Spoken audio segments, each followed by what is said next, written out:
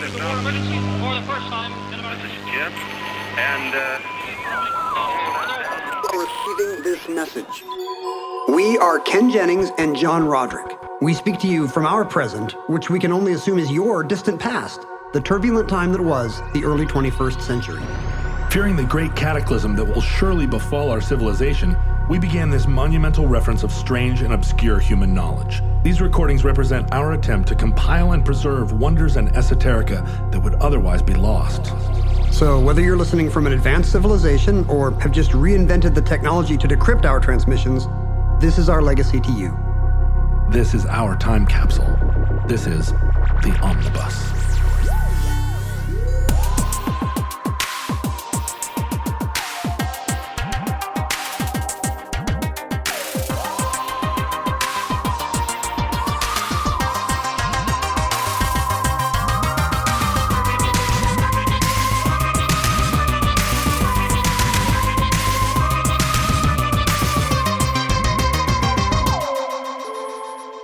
You have accessed entry 835.SS0711, certificate number 34959, New Urbanism. We call it EPCOT, spelled EPCOT, Experimental Prototype Community of Tomorrow. So you live in a kind of a dense, not inner city, but in-city neighborhood?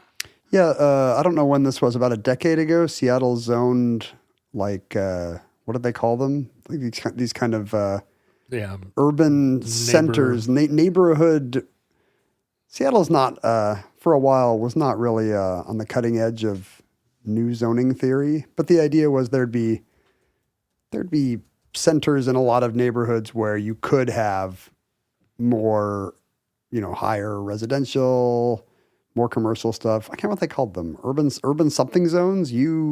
Something Z's. Urban development zones? Is that right? I can't remember. Well, I should know this because when I was running for city council, this was like a major talking point for a lot of candidates, both at the time and now. And what was the direction like? Don't piss off the NIMBYs, or was it? Well, no, NIMBYs were the problem. NIMBYs are always the problem. The idea over the last 20 years or 20, 25 years in developing Seattle has been to reduce the use of cars and increase the use of public transit and kind of by choking off the road, taking a lot of 4-lane roads and making them 2-lane roads. Putting in bike lanes and pedestrian amenities. Maybe annoy people enough that they'll drive less. Yeah, well, and with the additional idea that you'd have to build a corresponding public transit infrastructure, which the city is kind of decidedly behind on. Yeah, they did the other thing first. Yeah, choke off the traffic and then build transit. You could have maybe done it the other way around. That might have also worked. But some of the principles of this this big change in the way we look at the city kind of revolves around these neighborhood hubs. I looked, by the way, urban villages. Urban village, that's right. And so just a block up from my house, there's a whole corridor that got zoned that way. And now there's, 5-story condos and apartment buildings over retail, and it's looking like new Seattle up there. And one of the major principles is if you're going to build public transit infrastructure, you want to have development where the transit stops are, because that allows you to have a diverse population that maybe can't walk 16 blocks to a bus stop, but also it gives what would have traditionally been the way cities were built, which would have been, around these little hubs. There's a high street. Yeah, wherever there's a grocery store and a barber shop. That's why I rode the new extension of our light rail, and it's, I know all the cost and logistical reasons why it follows the freeway, but it's a bummer because you cannot put in development on the freeway. Whereas if they had run that thing up on Aurora, that would just transform like 3 different cities, like parts of 3 different cities would look so much different now. And this is a problem with that light rail, because what you need to do then at the light rail stops is build giant parking garages, because they're meant to attract people from all of the outlying suburbs. Except when you look at the cost, it doesn't pencil out. Like a parking spot costs, some 5-figure amount.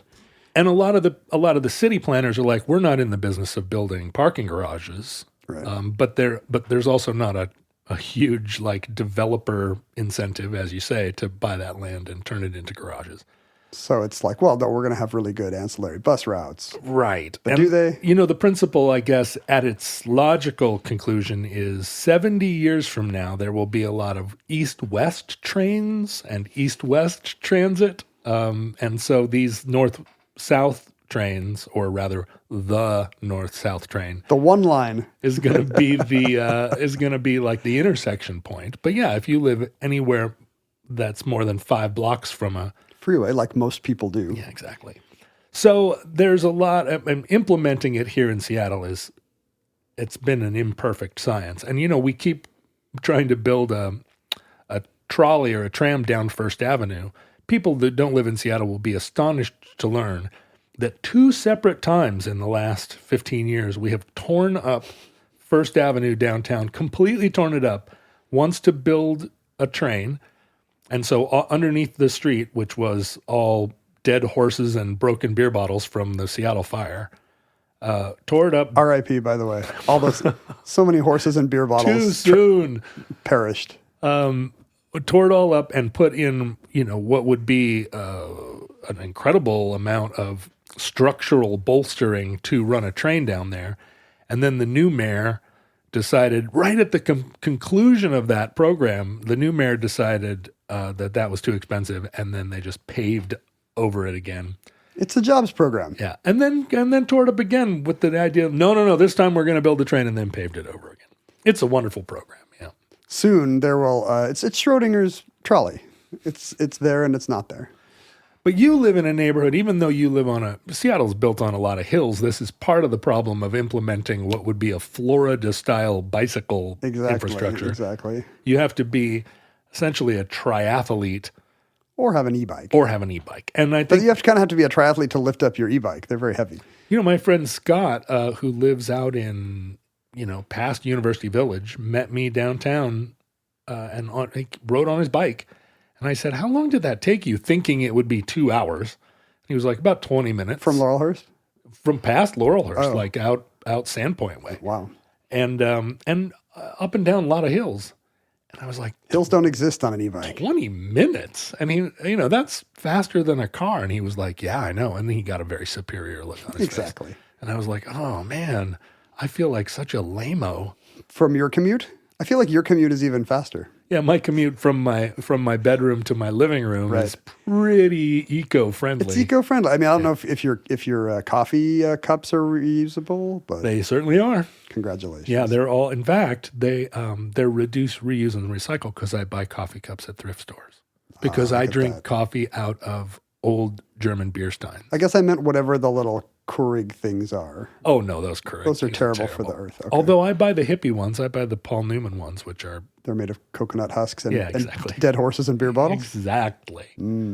But in your neighborhood, as far as I understand it, you do walk to the grocery, the bookstore. I mean, it would be foolish to get in your car to go to those things. Yeah, typically. I mean, I think people do. It's a lot of it's, the Fred Meyer, the nearest Kroger to you non-Northwesterners, is kind of on the bubble. It's maybe a 15-minute walk. There's a hippie grocery right there. I go to the hippie grocery for sure. Yeah, man. Yeah, you do. But there's a post office and a bank and a drugstore's a little further. And, as somebody who works from home, I'm usually looking for excuses to leave the house. Yeah. So it's like, let's walk to the ATM. Let's walk to the post office. Let's walk to the library. And it's really nice. And I guess it's kind of funny that it was just unexamined for most of our lives as Gen Xers, that there would be one part of the city that would have people in it during the day and nobody at night. And there would be another part of the city that would have people in it at night and nobody during the day. And this made perfect sense to us, even though it's like an Isaac Asimov story. Yeah. If you think about downtown Seattle, for most of our adult lives. At 6 p.m., it was tumbleweeds in the streets. And then all day long, it was everybody all the time. Pretty crazy. Like a lot of American cities. Well, and we've talked a lot about the sort of mid-century sprawl on this show, although I don't know if have we ever done a show on mid-century sprawl? I feel like we thought about doing Levittown and never did. Yeah, it comes up a lot because it's a major feature of our lives as Gen Xers, and I think I'm experiencing it again. Here in the suburbs. Yeah, having moved to the suburbs. Because of the Arcade Fire record, The Suburbs, that you loved so much? I did. You I were was like, this record's so good. I get it. I'll do it. I'll move. We moved out here, primarily because my daughter's mother/partner wanted good schools and a yard, and this is the same reason why people did it in the 50s. Yeah, so. That's right. And so I followed her, kind of thinking that maybe I was moving into a new aesthetic, rather than thinking clearly about how much walking to places and being part of a urban environment was important to me, just psychologically. And having moved out here, I really felt the impact of the suburbs. And is it isolating? It is. Yeah. It's a drag. To whatever degree I enjoy the quiet, and the expansive open space, it in no way balances out the loss of a feeling, not just of community, but just of the vital kind of feel. As an introverted person who has an extroverted public face persona, I like to go out and walk down the street and have brief and like emotionally charged interactions that you can then get away from. Yeah, between 15 and 60 people a day, where I'm like, "Hey, counselor, there he is," and then peace out. I told somebody that the other day that I actually really enjoy the little mini interview portion of the Jeopardy show format, because I have gone through my entire life trying to get out of conversations with somebody in 25 seconds. Right. And now I finally do it for a living. Yeah, it's great. Genius. Speed dating. Speed dating after the first commercial. Well, I feel like I know everything about you now, so back to the big board. Moving along. Let's meet our champion. But I think the story of suburbanization and sprawl is pretty well told in the, not just the American experience, but sort of all of the developed world after World War II. With the rise of the automobile as a kind of instrument that was affordable to a broad section of humanity, but also the decline of the physical plant of a lot of American cities and European cities. The European ones having been bombed to smithereens, but the American ones, the cities go through periods of revitalization and decline, and well, in this case, the decline was hastened by the flight. And the flight, but also the industrial, exactly. the loss of manufacturing in the United States. You were no longer going to walk to the plant, then walk to the market, then walk home. And a lot of the racial migrations of the period of World War II, where a lot of African Americans came up from the South to work in the factories in the North. And then after the war, there were cities that had formerly not had a lot of racial diversity and now had a lot of racial diversity. And people discovered they loved it and wanted to. They did, yeah. They were like, how many differently colored neighbors can I have? But it is the car, right? Because those same people would have been like, well, I don't want to live near Irish and Italians. Yeah. But now they had an option, right? They were like, I want to be, they weren't saying, I want to be further from blacks and Puerto Ricans. But they were thinking, on some level, I could be further from blacks and Puerto Ricans. No, in fact, they were openly saying it. I guess that's true, too. A lot of the suburban developments had it in their covenants, specifically written that these were whites-only developments, and it was a major part of the appeal, actually. The selling point to a lot of white people was, hey, get in your big car and drive out here, and it will be... Whitelandia. Oh, it'll just be like and even Norman Rockwell was putting people of different races in his paintings, but they were like the older Norman Rockwell stuff. Pre-war Norman Rockwell. Where everybody had red hair, and Norman Rockwell was like, no, that's not it at all. I'm not a white supremacist. And that's my Norman Rockwell impression. That was well done. So good, Sounds right? just like him. him. He's here. I paid magazine covers. I mean, it's a later Norman Rockwell, not the one with all the vitality. The young strapping one. And so we saw, and that went along with a lot of ideas of urban renewal, which involved that kind of Robert Moses. We're absolutely going to do a Robert Moses show one day. Everybody read The Power Broker last year, and now they can finally hear another podcast about it. That's the problem, right? There's 60 podcasts on Robert Moses. Okay, I won't do it. I won't do that at all. But what urban renewal involved was tearing down a lot of those neighborhoods that had a supermarket and a barbershop and a which I'm sure is what all the residents wanted. And replacing it either with a 40-lane freeway or a 40-story concrete poured brutalist apartment building. Yeah. And those were based on... It's a freeway sideways.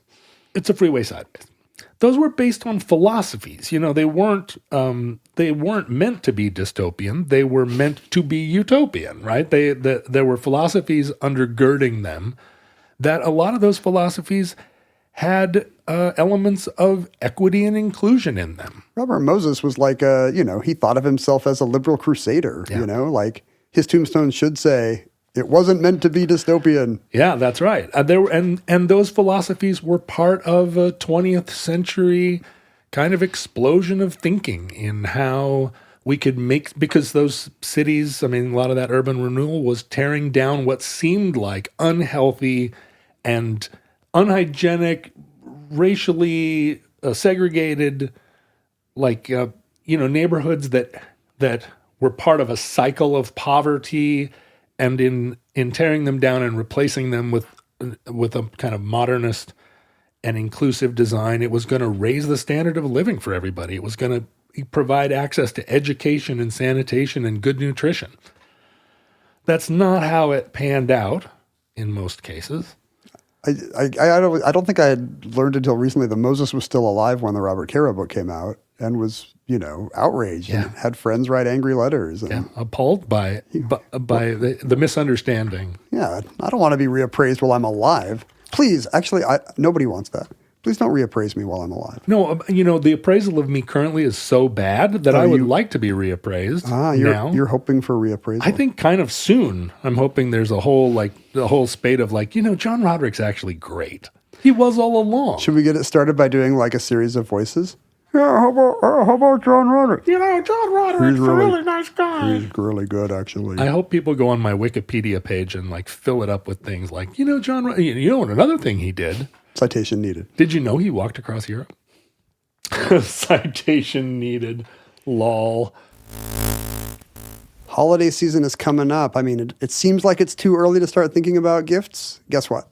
In my experience, it is not too early. No, the smart people start thinking about gifts. Have their gifts already bought and wrapped and on top of the shelf in the closet where nobody can find them with a blanket over them. And you are Mr. Weekend Before Christmas. I'm afraid I am. I'm also really hard to shop for, and the people in my life also hard to shop for. So I'm always looking for a creative and cool way to find rad gifts that I wouldn't have thought of otherwise. Because generally what I think of is bag of nuts. And then when you're in line at the store and you're like, oh, pocket knife and pocket flashlight. Yeah. Well, I have a tip for you, and I now realize it's going to be a pretty low bar to beat your supermarket checkout. Everybody holiday loves shopping. Nuts and pocket flashlights. I think you can surprise your loved ones this holiday season by checking out Uncommon Goods. What's that? Is that a store? It's a website that kind of curates a lot of kind of small artist, independent businesses, handcrafted, small batch stuff. Well, that's cool. So you get all the credit for discovering this amazing, gift ideas too cool to find in stores, and yet you didn't have to do all the organic research. Uncommon Goods did it for you. That's a wonderful idea. I'm looking right now at a corporate nonsense generator. You kind of, it's like a kaleidoscope looking thing where you kind of spin these things on the outside and it makes different Mad Libs combinations of dumb bureaucratic speak. Proactively circle back on shakeholders. I've got asynchronously leverage. I've got a corporate employee here in the family. So I think you have shopped it up for her. yeah. What are we looking at here? Oh, stuff for holiday. Oh, cool. Like kind of artisanal looking tree decorations. Oh, you can pick all sorts of stuff. Yeah, Outdoor living, look at the personal categories: care, pets, apparel. I'm clicking on pets right now because that's pretty much all that my family. Oh, look, it's like a blueprint, but for a Labrador Retriever. I kind of like these Smokey the Bear socks. There's a frog opening its mouth, and you put your phone in it, and it amplifies. It makes your speakerphone louder because it's got like a frog yelling out your phone. Really? I don't know if I conveyed how cool it is, but I might be actually getting that for one of my kids who loves frogs. Oh, a little seat so you can make a butterfly sanctuary. There are so many things. Well, This phone stand looks like a felt owl. You know the Fisher Price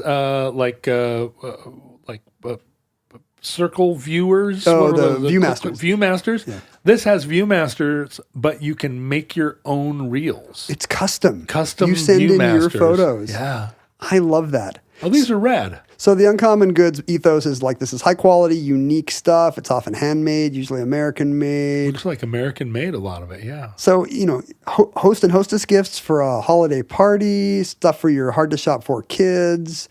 If you just have a coworker that you know is into books or sports, they've got categories for that.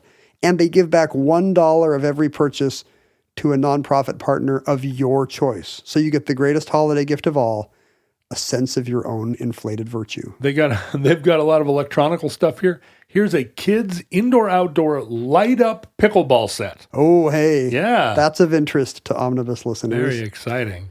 Well, so what do we do? Do we go to a .com somewhere? As listeners might expect, we have a way to get them a little discount from our friends at Uncommon Goods. You'll get 15% off your next gift if you go to uncommongoods.com/omnibus. That's uncommongoods.com/omnibus for 15% off. Don't miss out on this limited time offer. Uncommon Goods. We're all out of the ordinary. Does that mean they're all out of things that are ordinary? Does that mean we're all out of the ordinary? Oh, it could be. I guess it's both. I thought it kind of meant like we're all out of things that are ordinary. Of the ordinary. So clever, these guys. Well, what it turns out, we're hitting the turns out early. Yeah, the later, in trying to reevaluate public housing and urban renewal, in light of the results being actually more despair, less sanitation. Things don't get better. Yeah, more inequity.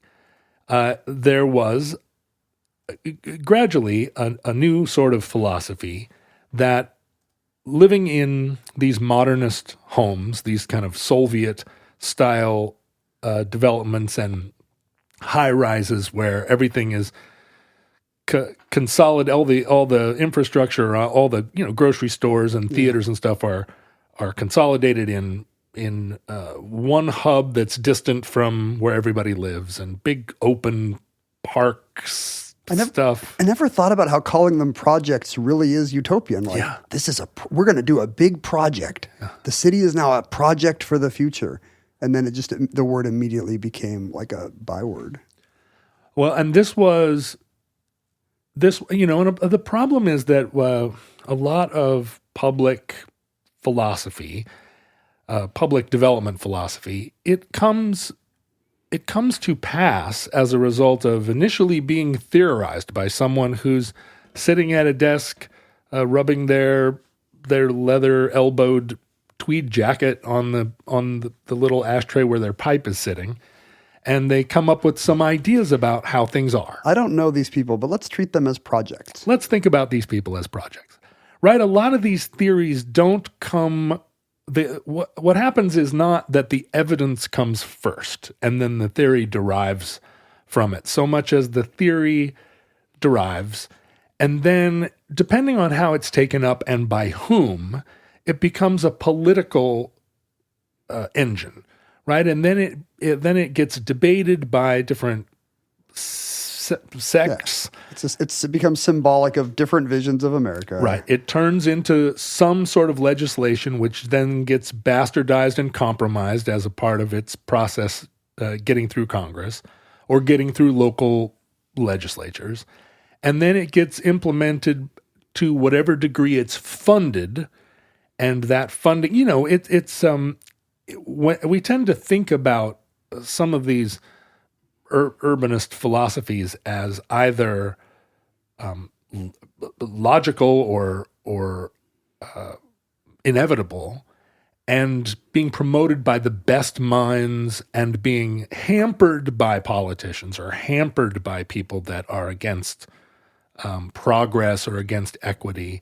But in fact, it's a much more convoluted political process from the very inception. And a lot of the time, you only have the evidence to kind of compare and contrast its relative success to other methods or no methods after you've destroyed the center of the city. Decades later. Yeah, and even then, you're always going to have people saying, no, actually, crime would have risen even more if we hadn't done it. Exactly. You never get history's verdict. And what you end up doing is, like, kids that went through schools become statistics, and only 20 years later can you say whether they did better or worse than either the kids 20 years before, or if they had been left alone. Some imaginary control group. Or exactly. A different city that you try to use as your what if we hadn't.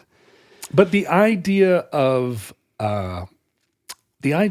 that people actually, for thousands and thousands of years, made their own little neighborhoods, urban villages, and where cities came from was just as those urban villages got absorbed by neighboring urban villages, and streets got put in between them, and pretty soon it becomes Paris.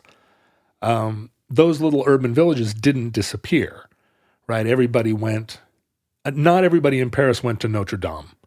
They had their little church. Even when Paris was Paris, people lived in their little arrondissement like it was a neighborhood, like it was as if it had been just a village square. Right.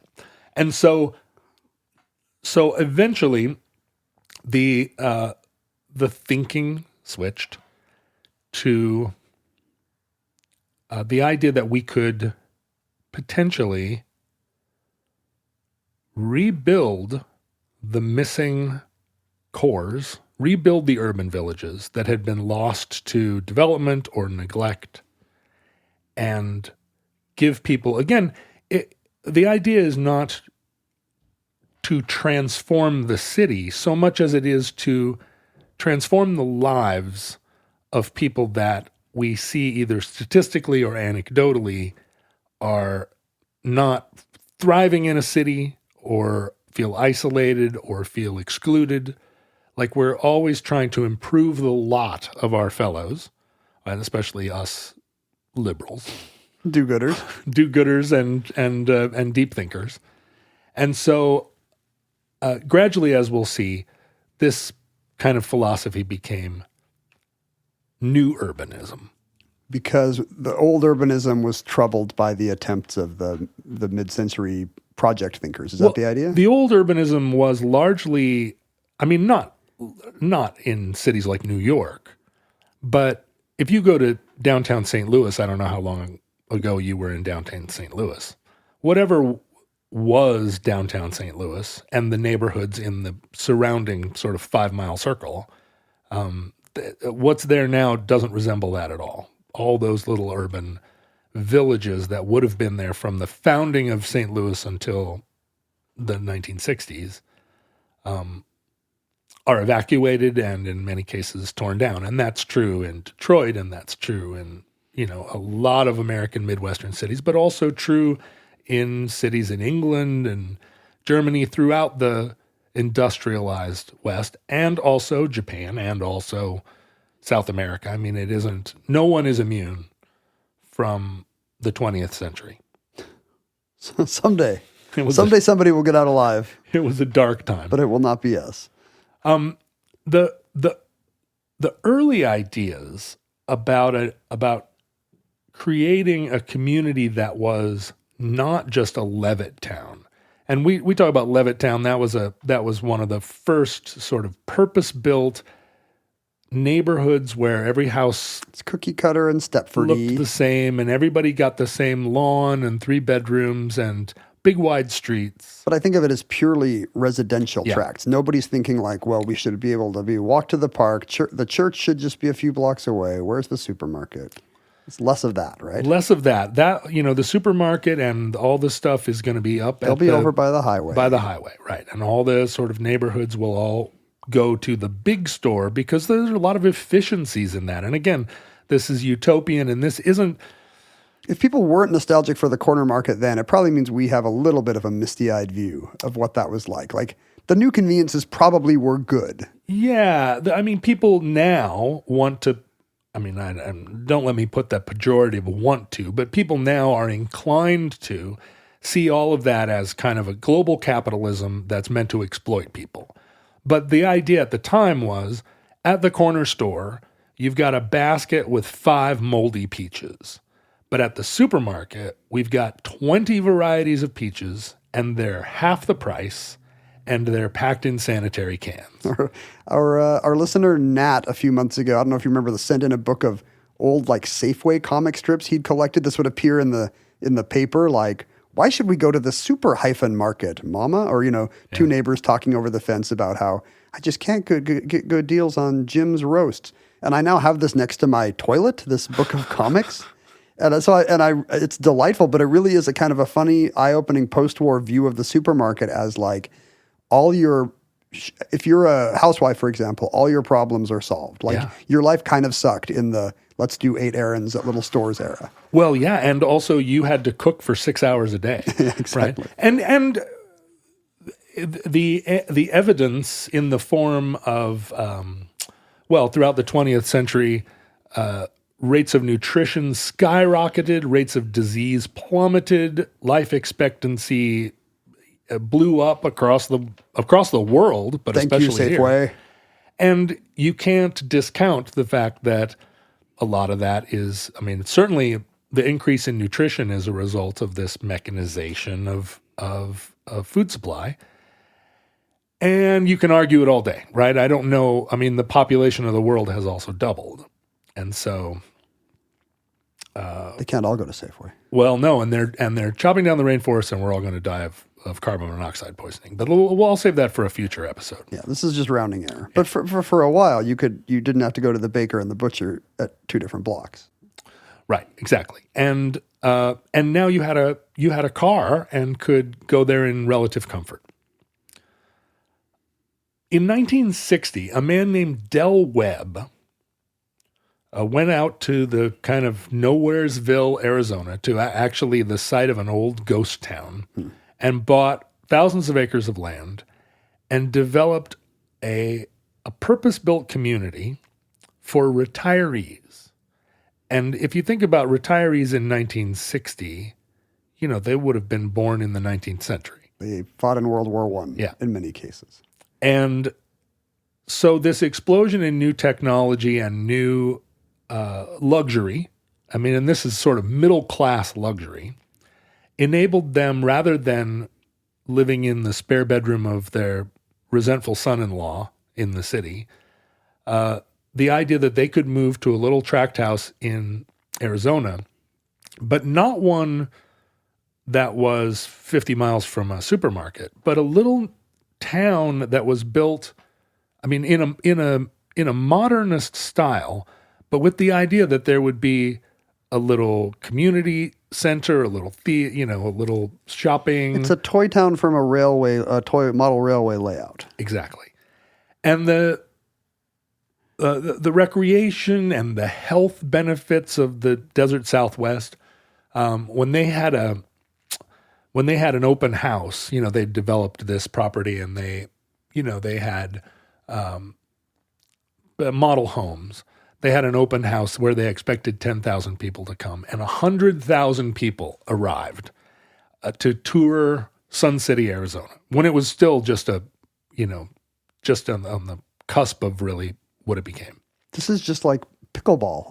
A weird left turn in American culture is caused by senior citizen culture and unsuspected elder needs. Right. Well, and also the desire, I think, on a lot of this increase in life expectancy meant that at the age of 65, you were no longer going to die in 5 years. You weren't just going to sit upstairs and grouse at your daughter-in-law. In many cases, you were in the best health of your life, you know, and you had a free time and you had a generous pension. You wanted to golf. You wanted to golf. You wanted to swap spouses with your handsome neighbors from Minnesota. It was the beginning of a whole new concept of, just as teenagers hadn't existed before, and now That's true. there were teenagers. Retirees had not really existed. There were no senior citizens that were having the best time of their lives, right? It does make you wonder if all the pensions going away mean that was a brief blip, that time of retiree culture. Well, no, it was not, my friend. Well, the demographics grew. Yeah. I don't know how their, what their financial independence or lifestyle is going to look like. We'll see that the world, the world of well-to-do retirees drinking all day and playing golf, has really exploded even in recent years. We are in its heyday. Yeah, we really are. That's lucky. And in fact, Sun City expanded. There are multiple Sun Cities now. There's Sun City West. There's Sun City Grand. They've become a whole. Where is this? Is like Phoenix suburbs or something? This is on the outside. It's about 23 miles northwest of Phoenix. And it's next to the town of Surprise, Arizona, which was, a wide spot in the road, and now is a city of 150,000 people, and is. Have you ever played Sun City? I ain't gonna play Sun City. It's good. And it actually, Sun City actually figures into American case law in a kind of like a formative way, because right next to the original Sun City, there was, during that same time period, a growing feedlot for livestock that was called Spur Industries. And, that prior to this land had just been, the Arizona nothing. And suddenly the golfers were having to smell. Yes, exactly. As the feedlot expanded, so too did Sun City, until they butted up against each other.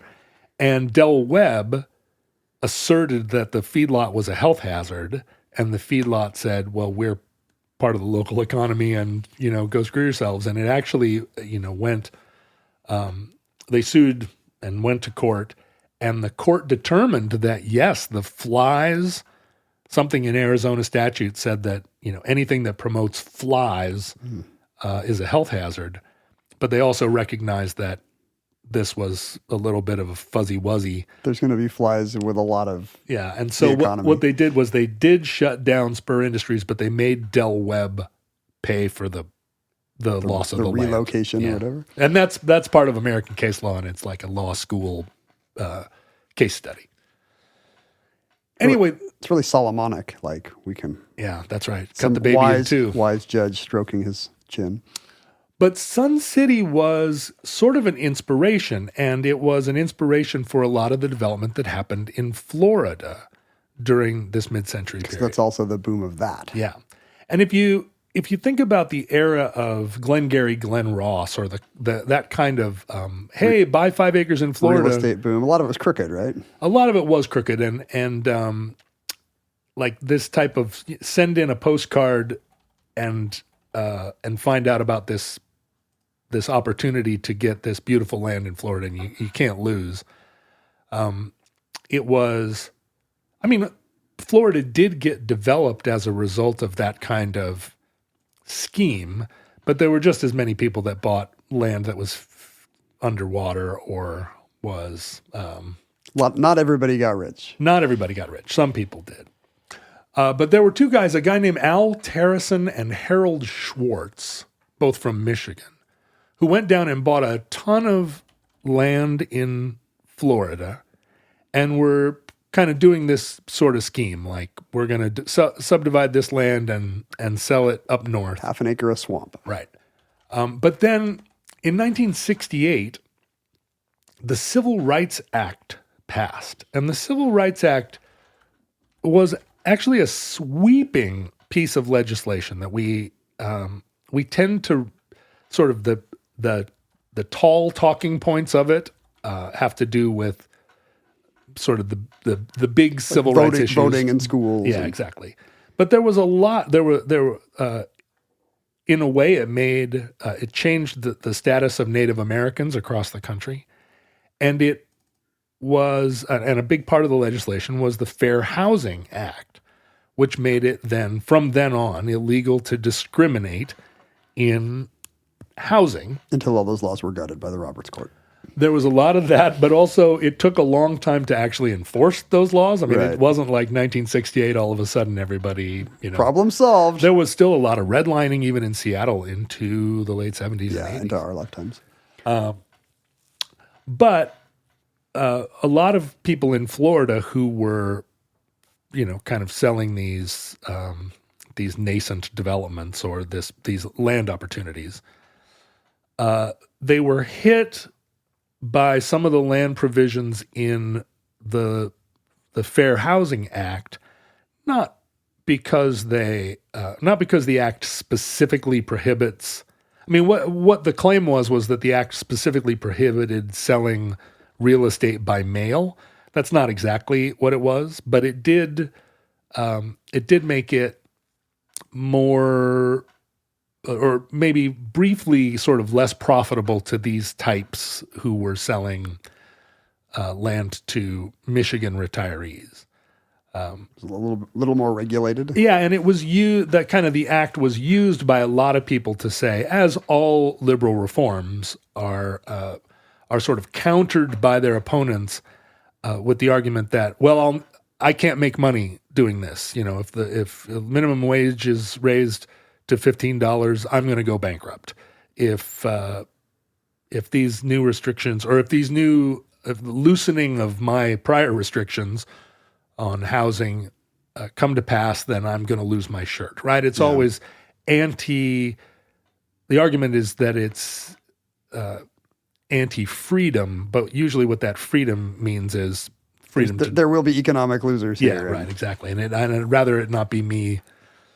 But so Al Terracin and Harold Schwartz at that point, kind of the bottom fell out of their scheme. And by the mid 70s, they had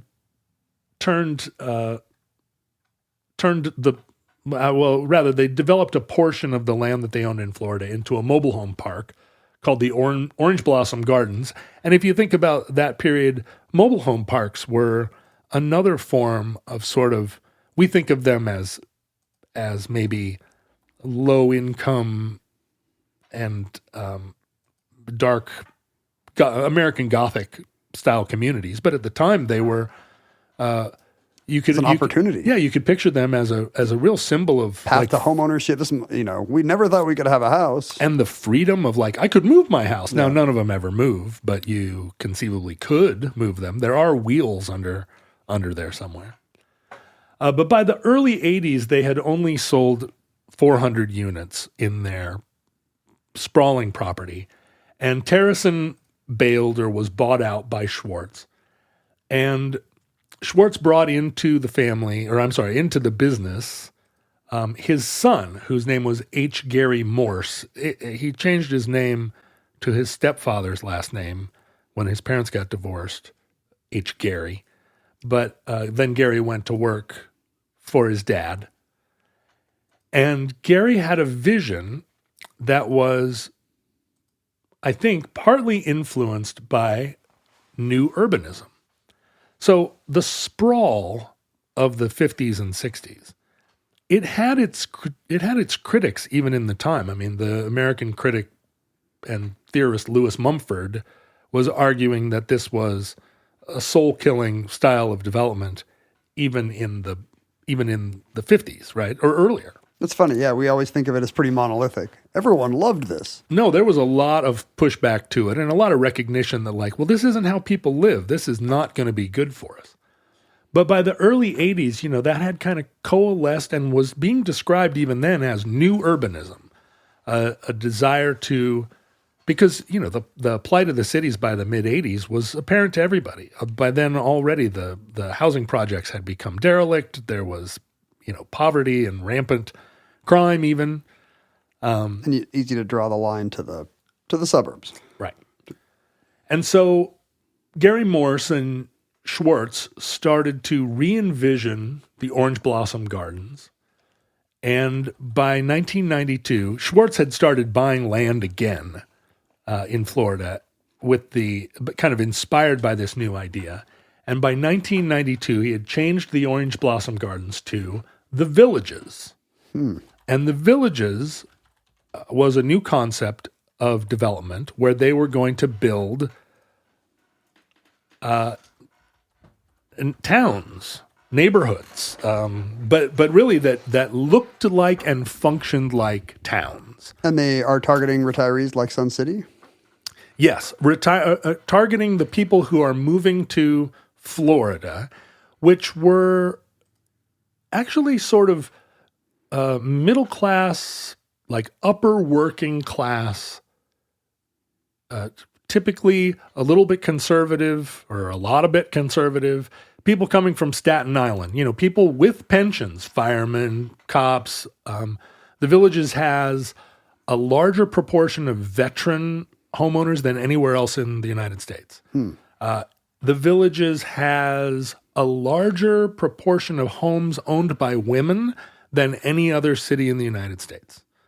The Villages, like demographically, the Villages is now and has been for a long time the fastest growing community in the United States. Is it? I should know this because it's important to modern American culture. Unfortunately, is it a municipality? Like, does it have a mayor? So this is what's hilarious. The Villages are structured to look and function like cities, but it's all mostly totally owned by the now the descendants of H. Gary Morse. So they don't have a mayor any more than a Cracker Barrel has a mayor. Well, they do-ish, but the thing is that they tried to use their structure as towns to get a lot of their operational costs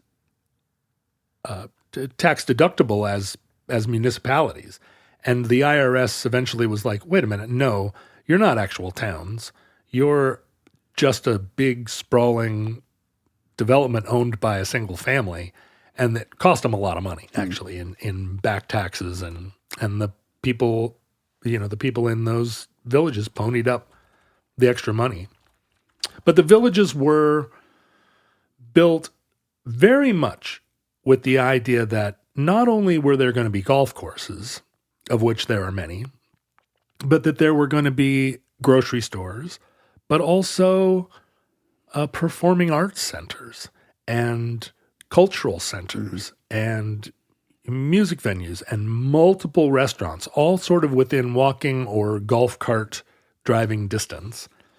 And the architecture and the layout of the cities was going to be vernacular, not just hodgepodge, builder architected cardboard throw-up stuff, but in fact, HOA mandated.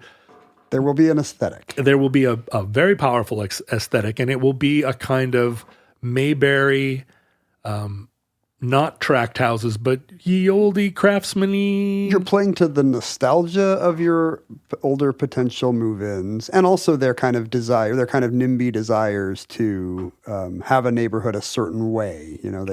They've probably spent a lifetime warring against eyesores in their neighborhoods in Staten Island. Yes, that's all true, and that is kind of the conventional. And I'm not trying to tar you as a hipster, because this is kind of what we all think about these developments, and part of that is because they do tend to be conservative, and so those of us on the left coast are like, meh, a bunch of golf cart Trumpies living in houses where they and the villages are 97% white. Well, I was just looking into knowing what I know about northeastern immigration to Florida. I was wondering how Jewish the villages are, and the answer was not. For a long, long time. Yeah, the Jews live in South Florida. And these places are all up by Orlando.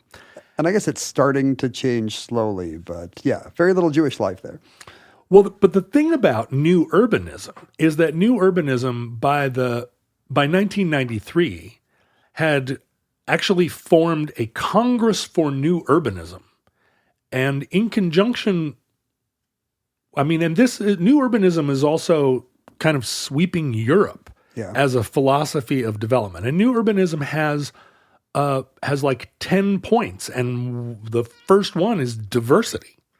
Diversity, pedestrianism, public space and community, And then the architecture and the landscape design, this nostalgic kind of aesthetic. Is that a core tenet of New Urbanism? I would have thought you could do all the walkability without that. No, it is because again, the philosophy, the theory, is that those vernacular architectures are actually soothing and that aesthetics matter.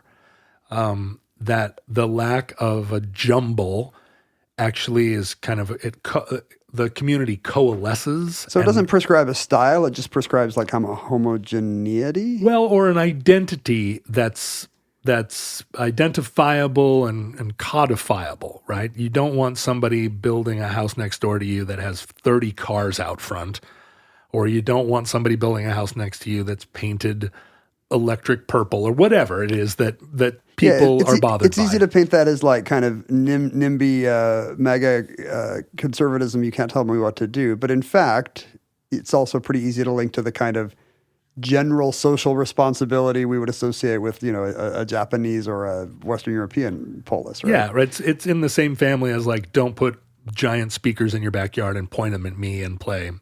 We live in a society. Jimmy Buffett. We live in a society.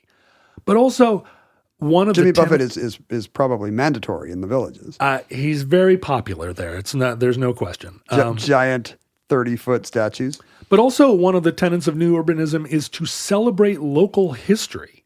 So a lot of that vernacular is not imported. The villages aren't designed around Cape Cod. They look like Seminole longhouses. They do. Then they didn't have longhouses. Seminoles didn't have longhouses, but they had. But local history meaning in a Florida vacation vernacular, right? From whenever Henry Ford went down there in 1890. The beginning of Florida history. But also within New Urbanism, an emphasis on acknowledging climate change, ecology, and good business practice, good building practice, areas for sports, libraries, cultural centers, streets that are developed for biking and pedestrian. I said pedestrian already. It kind of seems like a manifesto. It really is. And the Congress of New Urbanism then inspired in Europe the Council for European Urbanism. It's not just a philosophy. It's a real, it's a social movement. And another thing they really like to do is redevelop what are called brownfields, which are areas that had been polluted in industrial use, burned to the ground, or trashed in the old urbanism, just garbage blocks, and turn them into these oases. So, and there's a lot of criticism of New Urbanism as just a marketing scheme or some kind of, the fake nostalgia also being, like you were saying, a fake nostalgia for a time when there were no brown people in our town. Mm-hmm. But New Urbanism is also really powering the redevelopment of your neighborhood, and urban villages and New Urbanism are part and parcel of the same development philosophy that is producing the villages.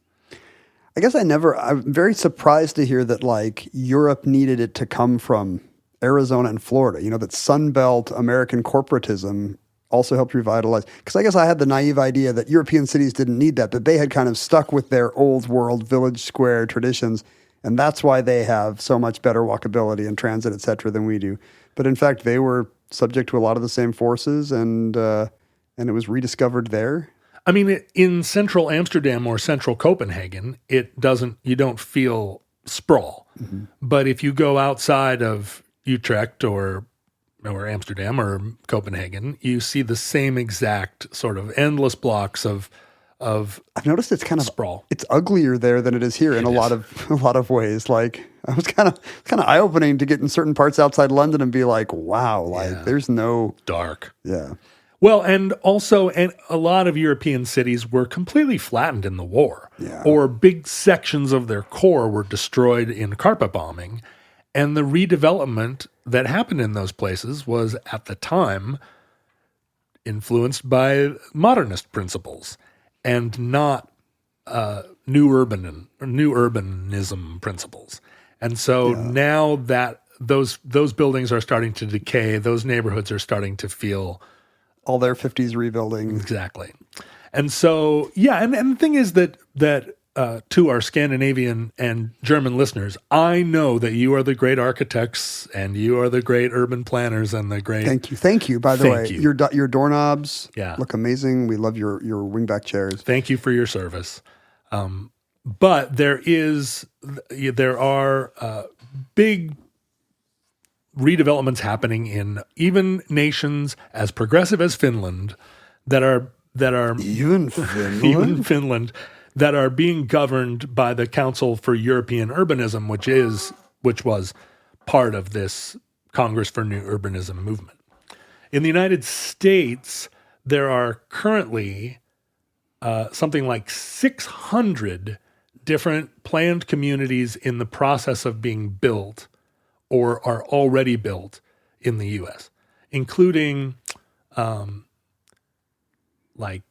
Seaside, Florida, which is the setting for the Truman Show. Right.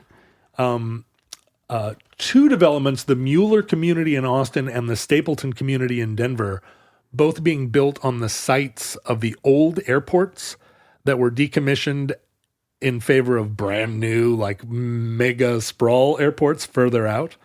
And so if you think about like real close to town, you've got a ton of real estate. I mean, that Austin airport is not far from town and it's just flat and already paved. Celebration, Florida in the late 90s or mid to late 90s. The Disney one? Yeah, was Disney's attempt to jump in on this because they were like, we already are building fake nostalgia everywhere we go. Like we're good at this. This seems really easy for us. We turned the best cartoonists in the world into this for some reason. Yeah, Celebration has struggled in the sense that they didn't actually do a good job building it, I think. The roofs leaked and it was... Oh, really? Yeah, sort of... They were in more trouble even than the Villages. It turned out they were better on the decoration side than the engineering side. Even crazier, though, the principles of new urbanism were adopted by the U.S. Housing and Urban Development Department. Trying to revitalize inner cities? Trying to revitalize public housing. And if you think about in Seattle... all of the public housing that used to be the neighborhoods, that neighborhood on the top of First Hill, the Yesler Terrace, all those neighborhoods on Martin Luther King out, but also in West Seattle, massive redevelopments all around new urbanist principles. They're all in a kind of neo-craftsman bungalow style. They're mixed use developments, but also there's low-income housing, there's middle-income housing, there are private homes, all kind of stacked amidst one another. Public housing advocates were sort of furious that there would be private property within, right next to public housing. But that was a tactic, not a sellout. It was a tactic. And if you go through any of those neighborhoods now, I mean, they're astonishing to see. There are some in West Seattle that you kind of aren't aware of because the roads go in every direction around them. But you get into the streets and they are functioning like whole towns. There are schools, there are stores, there are community centers. And driving down the street, the people on the street, it really does appear to be working, Suddenly it's Mayberry. Yeah, but Mayberry, except this person's wearing a hijab and pushing a tram, and this person is a Sikh, and that, it's just like a diversity that you couldn't have even, pictured even 15 years ago. So HUD is pushing new urbanism, even as hipsters in Seattle are developing these urban villages around it.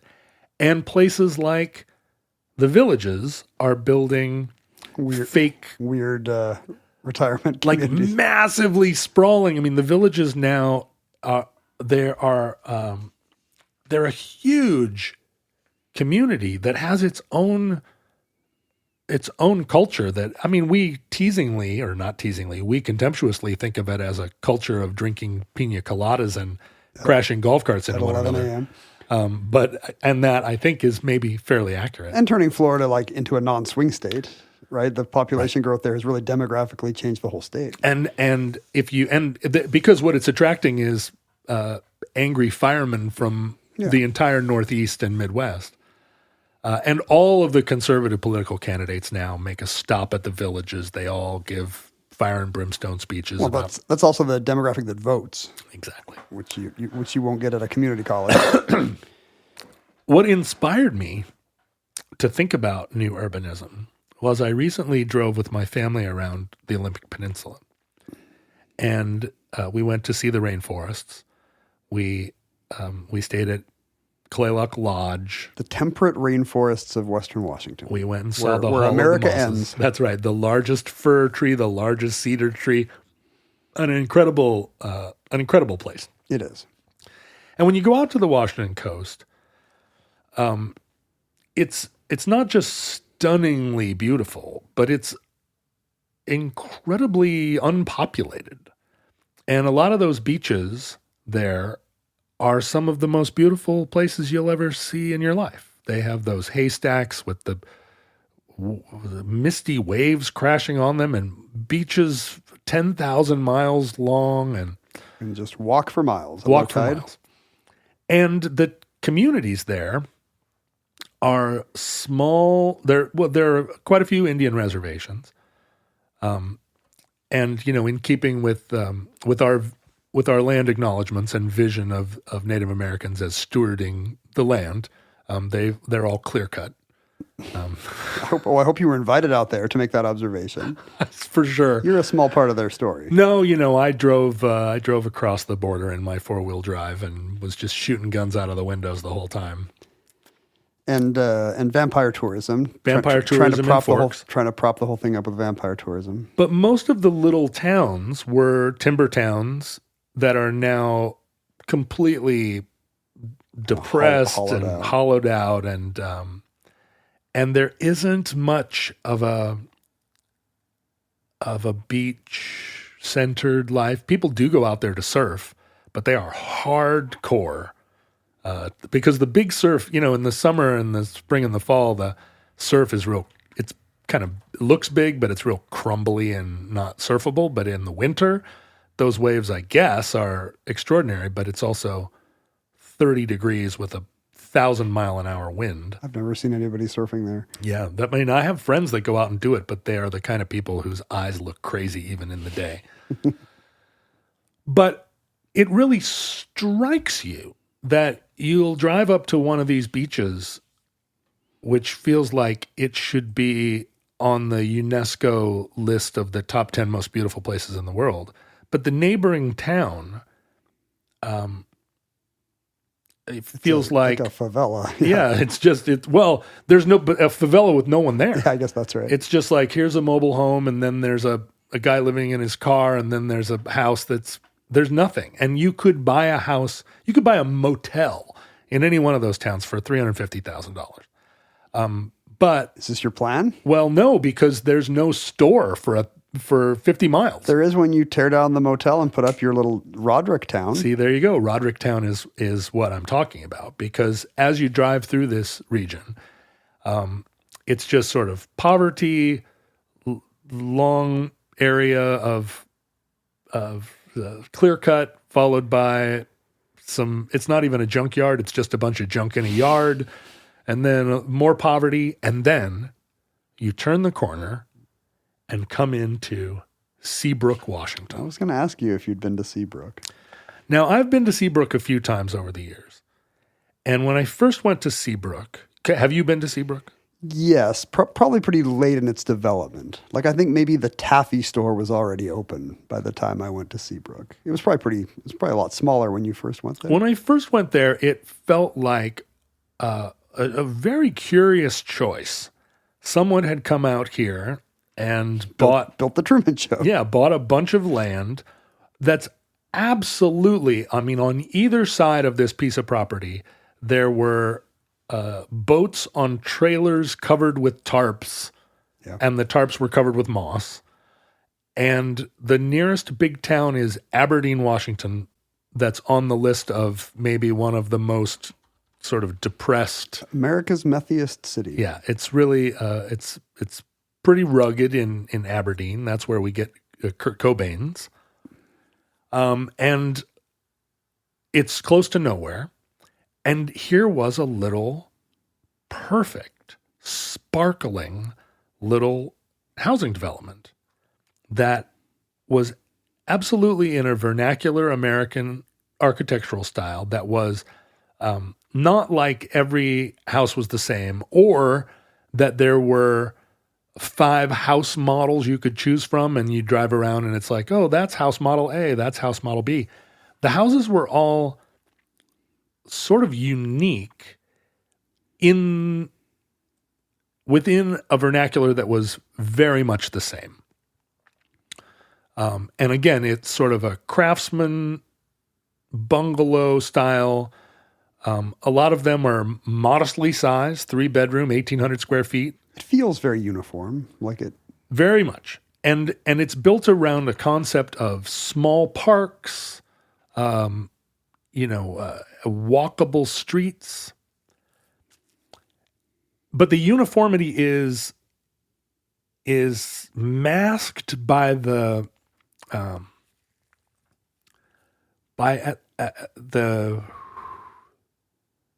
principle of difference and asymmetry, right? This house looks like this, and that house looks like that. I feel like we learned from media representations of Levittown's, like, you got to avoid the cookie cutter thing at all costs. That's People right. will make jokes if it looks like Edward Scissorhands. And the streets kind of curve around, and they don't necessarily follow. They don't look. It's the neighborhood isn't built around a paisley shape. I mean, it kind of feels somewhat organic.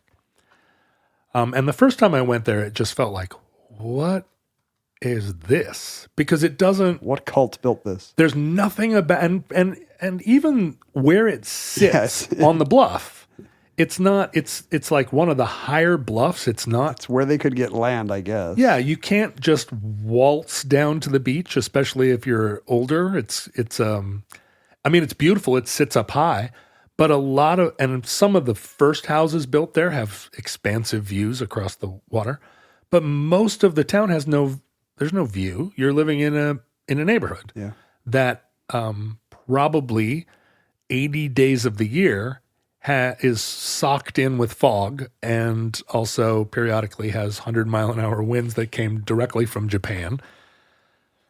This neighborhood was started by a couple, Casey and Laura Roloff, and was a distillation of all the principles of new urbanism. They were true believers. They were following the movement. But they were building this 500 miles from the nearest actual city, right? What is the nearest city that isn't Aberdeen? Olympia, I guess. It's not 500 miles, but it's a long way from there. But you can do new urbanism where it's not urban, I guess. Well, but they're making it urban. Yeah. So when I came back a couple of years ago, it had really expanded. And the first time I went, it felt like, well, this isn't viable. This is going to be abandoned in 2 years. When I went back a couple of years ago, it was like, how did this get so big? It has what feels like a little downtown. And now, having gone back just a few weeks ago, it really is a Mayberry. There's a town hall with a steeple and a clock. There are 2 swimming pools, public pools. There's a sort of a Whole Foods style grocery store. There's an ice cream shop. There are clothing stores, yoga studios. The whole place feels like an actual place. Kind of a movie backlot version of a place. A city center. But what's weird is that because I visited there with my family in middle to late September, what became clear was that all of these houses are second homes owned by people who live in Bellevue, Washington, Seattle, Kirkland, Redmond. Yep. And they're principally rental houses. And all summer long, the town is a bustling little little Mayberry. And the ice cream shop, there's a line down the block. But by mid-September, the population is gone. Most of the people I saw on the street appeared to be following a real estate agent around. And the real estate agent was extolling the virtues of the town, and they were considering buying a home. Do you feel like because you were there after school started, you missed the rush? Was it starting to empty out? It was gone. It was empty. Because it's still warm here in September. Yeah. Oh, I mean, it was beautiful. We had a lovely day, but and I was there with my 13-year-old daughter, who was marveling at it and kept saying like, "This is very spooky," but she loves Disney. They like liminal spaces. Yeah, and she was like, "It's like Barbie Town," and I was like, "It is." Well, so we went into the ice cream parlor, and there were 2 Hispanic kids working behind the counter. And I was with my sister. And Susan, as you know, has no filter at all. And she walked right up to them and she was like, "How many brown people are there in this town?" And they looked at her and they were like, well, us. She was like, "Uh-huh. And so how are people nice here?" And they were like, "Yeah." And she said, "But are they?" And they were like, "No." And the story collapses immediately. And they had this very strange interaction powered by my sister's like inability to follow what would be considered normal social cues. And, we kind of then they opened up and had this, a little bit of candor. Social cues are overrated. And what they said was, I mean, by November, there's only like 20 full-time residents. Wow. But what happened was that Seabrook has pivoted now to being like a mountain bikey, hikey, Patagonia, like adventure town. I didn't know that. Are there trails and stuff nearby? They're building all kinds of trails. They're really, in all the real estate prospectus, they're really selling like, oh man, there's like 10,000. You can leave Seabrook and ride your mountain bike for hours and never see a soul, which is true. Our development didn't work and you can profit. And they are building in every direction. Seabrook is blowing up. I mean, it doesn't matter if there's nobody there, if everybody's paying their rent all year, even if they only go, 2 weekends a winter. Like Seabrook and the villages, and they don't actually have economies in the sense that nobody is building, nobody's putting jobs there or making anything there. What they have is service economies. There are people working in the ice cream parlors, but they don't live there. And work from home must have looked very hopeful to them. And I think Seabrook really did expand during the pandemic. People thinking like, well, I'm out of here. And there were people living there during that period, and they have great internet, let me tell you. Better than anywhere within 100 miles. But yeah, they're not sustainable in the sense that they are a facade that's supported only by pension money, really, or investment money. And that's what makes the conservatism of the villages so hilarious, because no young people will ever move there to start a life, right? Well, that, and also the people that are the most critical of government handouts are the ones that all have government pensions. It's so often true. That could be any state or any age group. Let's not blame it on new urbanism. Oh, no, I just think new urbanism is where the sediment really settles, right? I think that the argument against government handouts is maybe less articulated on Seattle's Capitol Hill, where everybody wants their student loans forgiven, than it is in the villages, where everybody wants student loans to be like mightily enforced on everybody, that's only 20 years under younger their than age. they. And I'm 56 now. I went to the thrift store 2 days ago and found a pair of like old LL Bean duck boots. And I've never owned a pair of duck boots, which seems crazy after all these years. And they were only $12. I was like, yeah, these are nice. They're vintage, I'll get these duck boots. And I walked up, and the woman who was kind of standing there was like, it's 30% off day. And so I took them to the cash register and I put it in and it didn't register 30% off. And so I went to the young woman who was by the cash register. I said, well, she said it was 30% off. And the young woman said, yeah, for people 55 and over. And I was like, what do I appear to be? I mean, I am technically 56. Well, apparently you were to one of them. One of them correctly divined. And the woman that correctly divined was a boomer working at the thrift store. And so the young woman was like, well, do you want the 30% off?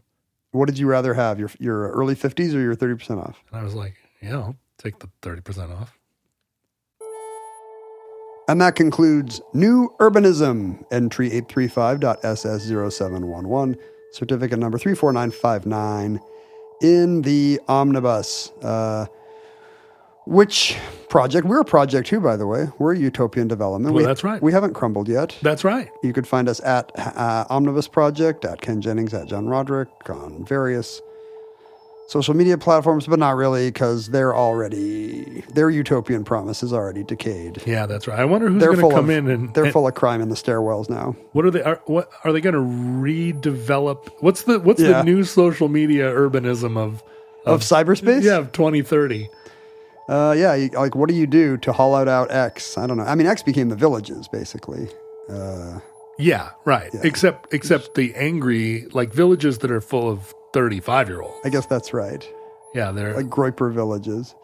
You could email us at theomnibusproject@gmail.com. Physical items were often mailed to P.O. Box 55744, Shoreline, Washington 98155. Are we still saying that? Teach the controversy. Teach the controversy. Might be 33. We don't know.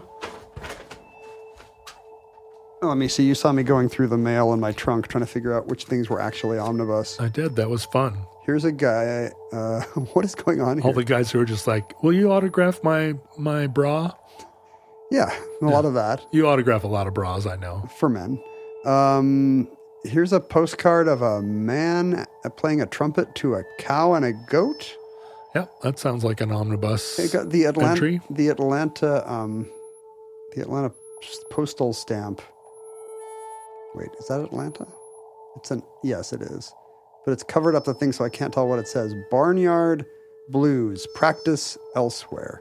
Oh, here we go. This is a sequel to Will's attempt to send postcards to 98133, 98144, and 98155. So how long did it take for it We now have an answer. 98155 we read on the show like a couple weeks ago in our timeline. Right.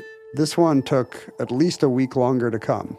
Wow. So 98133 apparently arrives first. Then 98155. 98144 maybe we'll never get here because you can't just make up a number.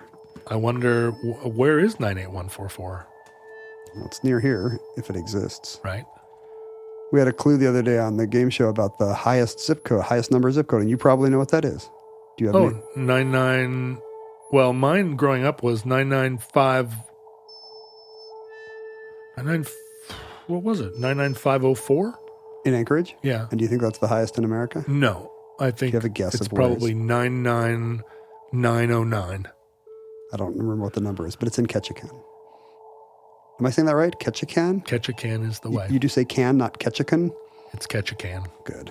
Spokane, Ketchikan, all the cans. 98144 is Mount Baker, so it's actually in Seattle proper. Okay. But that's not anywhere near you. I'm going there for dinner tomorrow because there's a really good Filipino place there. Oh, yeah, you and I went, actually. That checks, yeah. And another postcard. It commemorates, Wade Morrison, credited for naming Dr. Pepper. Whoa! Seems like a little bit of a weasel language there. Credited with naming Dr. Pepper, may not have actually done it. Was there a Dr. Pepper? Is what I've always wanted to know. No, there is not. There was not a real Dr. Pepper. This was purchased by our listener Johanna. Not sure if it's Johanna or Johanna, who was visiting the Dr. Pepper Museum in Waco. And Waco, Texas.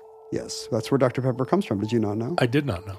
And she thought we might enjoy this postcard because on the front it says Wade Morrison is credited with naming Dr. Pepper.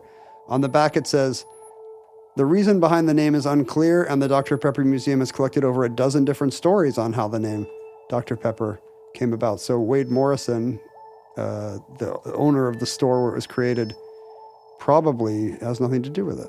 I wonder how you get the job of being a curator at the Dr. Pepper Museum. That does feel like a hell of a job. You probably have to work your way up through other lesser, like regional soda pops. Like, I've been at the Moxie Museum for over a decade, and I feel like it's time to spread my wings a little. Right. I was the development director at the Citizens for Better Fago. But yeah, what is your...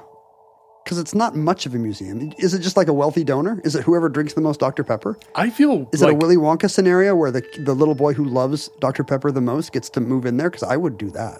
I'm so much more into Waco, Texas now than I ever was before. You were during the David Koresh stuff? Yeah, my feeling about it has just gone through the roof. I stayed in a motel in Waco one time where I was, we were on tour and I was like, look, I need 2 rooms. I got 4 guys.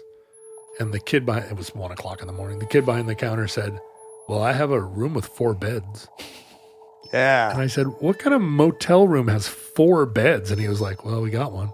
And we went upstairs and it had 4 queen beds in it. That seems perfect for your band. Like, this is insane. You should love Waco. I was so into it. Why doesn't every motel have one? Every motel should have 1 room with 4 queen beds. 4 queen beds. For indie rock bands. After the postcard says, after hearing of a delicious new soft drink, drugstore patrons began ordering it by saying, shoot me a Waco. Whoa. But which hasn't aged so well. No. Shoot me a Waco. That doesn't sound very good. That means something else in the Clinton era. It's like pumped up kids. You can't play it anymore. I also don't buy the fact that in Waco, someone would walk into a Waco drugstore and say, shoot me a Waco.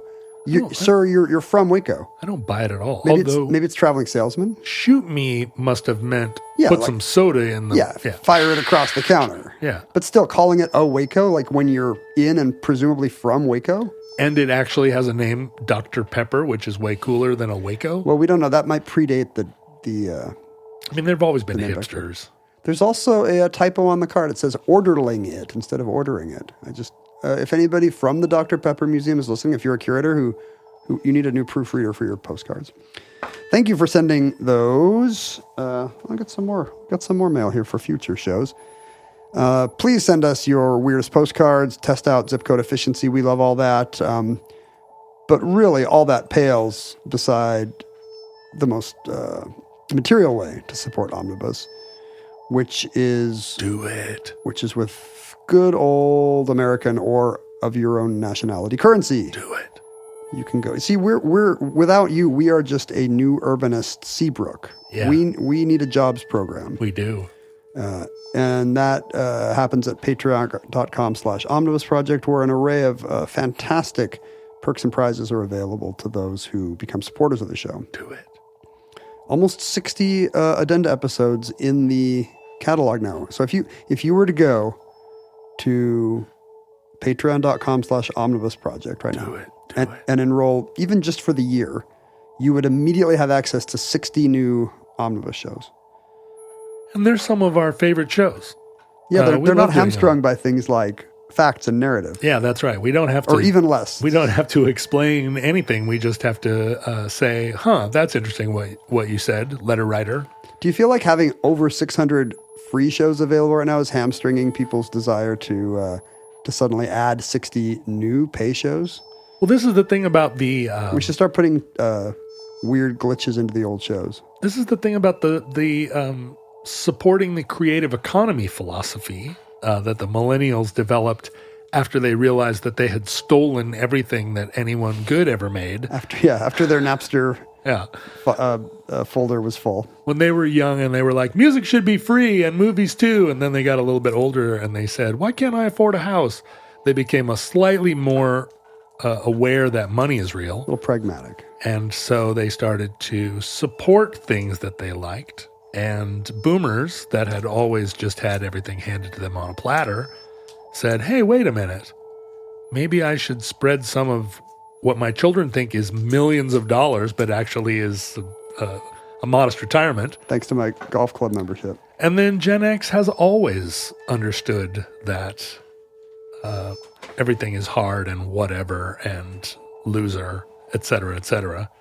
And so when they get a free dollar that they're not spending on booze, They know to send it to us.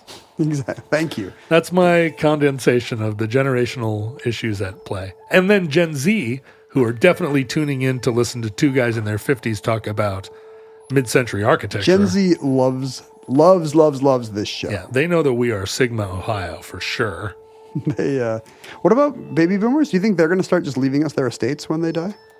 I think I it's hope so. possible. I think it's possible. You know, I think we would move into your house. there are if some you left us a resentful nice house. boomers that are like, you know what, my millennial kids suck so bad that I'm going to give my money to these To Gen X podcasters. to these Gen X podcasters. Not all. Don't divide your estate among all Gen X podcasters.